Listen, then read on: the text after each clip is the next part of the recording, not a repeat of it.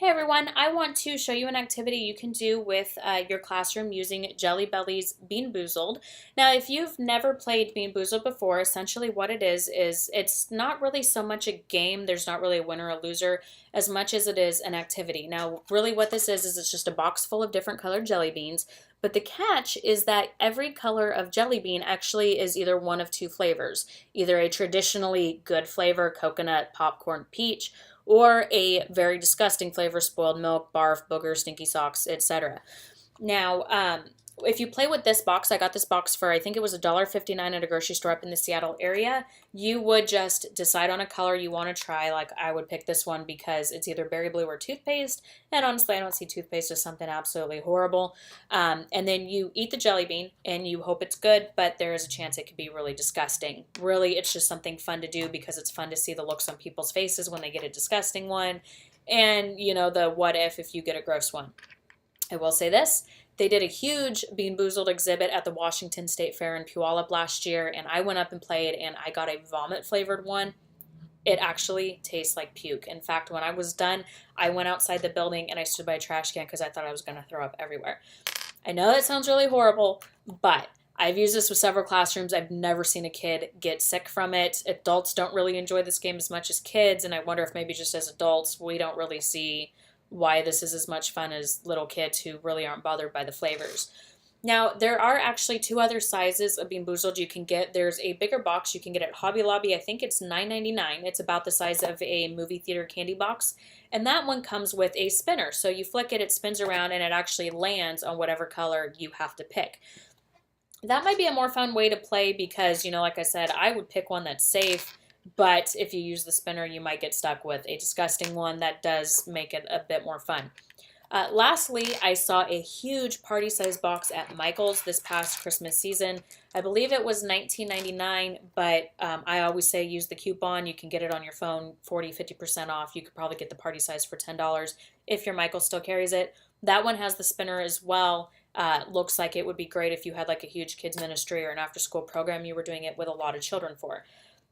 Now, I would use this to teach, say you're in a secular classroom and you can't really talk about the Bible application. I would just simply use this as a means to get their attention and talk about how you can't judge people based on the outside. Now, looking at these two jelly beans, we don't know which one's berry blue. We don't know which one's toothpaste. They both might be berry blue. They both might be toothpaste. You can't really judge it until you bite into it. Now, obviously, you're not going to bite into a person. That'd be a little bit creepy, but you can tell over time based on people's actions how they are. So just like this, a lot of times I've noticed when people play Bean Boozled with the first couple bites, you don't quite know if it's good or bad yet. It kind of takes a second for your taste buds to pick it up. That's a really good way to explain it to the kids. You may not understand how a person is at first. They could seem like the best friend in the world, but if 6 months down the road they're telling you to sneak around with parents, do drugs, drink, probably not good to be around. So this is a really fun way to get their attention and teach that lesson. Now, if you are in a Christian school or doing devotions with your children, or you're in a kids' church, you can really put the Bible application in here. It's really the same concept, but you could use verses such as, a person by their fruits. You can't judge them based on how they look. I mean, people did that to John the Baptist. He today would be considered one of the biggest freaks ever, and we probably wouldn't let our kids go near him. But as we know with the Bible, he was this great guy, even if he didn't look right.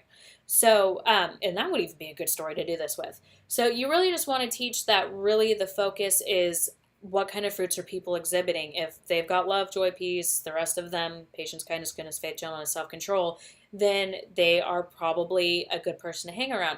Again, just like I mentioned with the secular lesson, if they're telling you to sneak around your parents, do drugs, smoke, be a bully, probably not a good idea to let them influence you too much. You definitely want to stay friends with them because how else will you win them to God if you don't? But you want to watch that friendship to make sure they don't influence you. Another Bible story you could do with this along the same lines is I like to hold up a white one when I do this and talk about the verse that says, beware of wolves in sheep's clothing. Just like I mentioned, you can tell people by their fruits, and you talk about how the kids choose their friends. That's a good way to explain the wolves in sheep's clothing thing. Now, smaller kids may not understand this. I know when I was little, I pictured a wolf in like a sheep costume. But as they start to get older, they can really understand that someone might pretend to be nice just to get on your good side. but you start to see that they're very dangerous to be around. So that's another good one you can do. Lastly, depending on your interpretation of the parable, you could do the story of the wheat and the tares. Now, I don't know. I've heard two different explanations of what that can mean, and the green one is actually pretty good for that. I've heard some people say that they think the tares looked like the wheat, and that's why the disciples couldn't pull them up, because if they did, they might accidentally pull up wheat with it. If that is how you interpret that, this is a great way to talk about that parable as well. If you interpret it as the tares definitely look different, they just couldn't pull it up in case it would have harmed the wheat in the process, then again, just pass by it. But I definitely recommend using this. Like I said, great way to hold their attention, and you would really get them to pay attention as you give the story, especially if you talk about the lesson before you let them play, because they'll be so excited to get to play that they're going to listen to you. You always want to catch their attention, and I guarantee you, you will have almost your entire class watching you when you do this. So, here goes. It's toothpaste. It kind of tastes like, what's the one that's solid white and it's kind of gross? Is it Arm & Hammer? That's how it tastes. It's nasty. Anyways, good luck, y'all. If you have any other ideas for this, it's actually really disgusting. I take that back. It's bad. If you have any other ideas you can use Beanboozled with, feel free to put it in the comments below. The more you contribute, the more ideas you share with people that they too can use in their classrooms.